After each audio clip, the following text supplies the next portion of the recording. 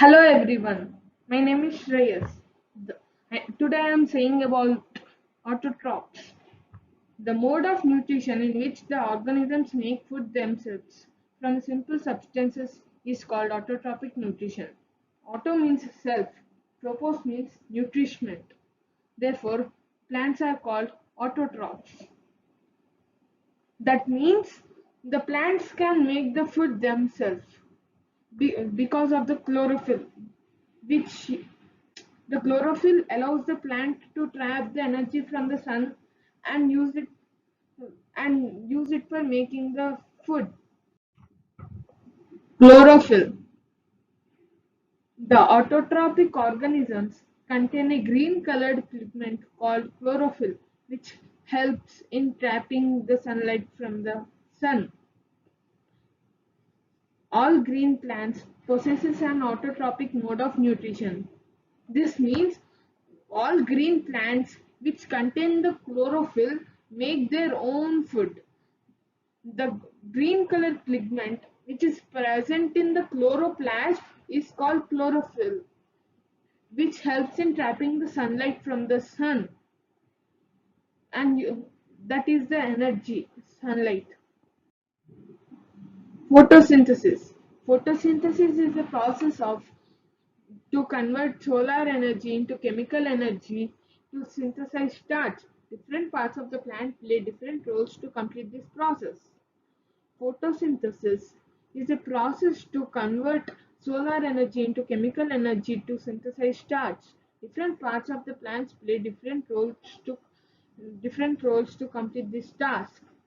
This means the process to convert solar energy into chemical energy to synthesize starch. The plant will take light from the sun and oxygen from the no carbon dioxide from the atmosphere, and it will release oxygen as the byproduct during the photosynthesis. It will release no it will take carbon dioxide from stomata present at the under epidermis of the leaves. It will take the nitrogen pre- present in the soil with the help of the bacteria named rhizobiums, stick to the plant roots. The bacteria will give the nitrogen to the plant, and the plant will give the food to the rhizobiums. This is called symbiotic relationship between the plant and the bacteria. Plant is giving the food for the bacteria, and the bacteria is giving nitrogen for the plant, which plant cannot take from the atmosphere directly. Leaves, they are considered as the food factories of the plant. All the process to generate the starch or the food needed for the plant is conducted in the leaves only. So leaves are called the food factories of the plant. Stomata, it is present in the lower epidermis of the leaf, which uses carbon dioxide from the air. Means stomata will be presented at the lower epidermis of the leaves, which uses carbon dioxide from the air. Means there will be small holes called stomata under the leaf. Well, there will be guard cells in the stomata to help the stomata open and close. The plant will use stomata to breathe in the carbon dioxide. Roots, they absorb minerals and water from the soil and transport it to the different parts of the plant.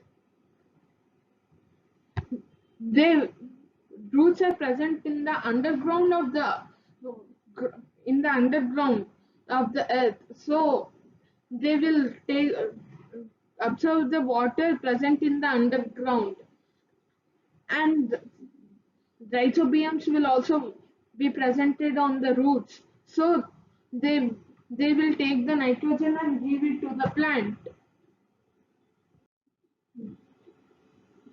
Chloroplast. The leaves of the vascular plants have a special substructure known as chloroplast. which processes chlorophyll. Means in the leaf there is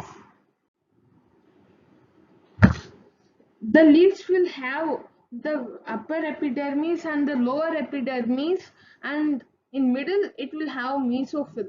In this only all the cells are present. In the chloroplast there it will contain chlorophyll, which will trap the sunlight from the air and uh, use it as the energy for generating the food. This topic is explained by Shreyas.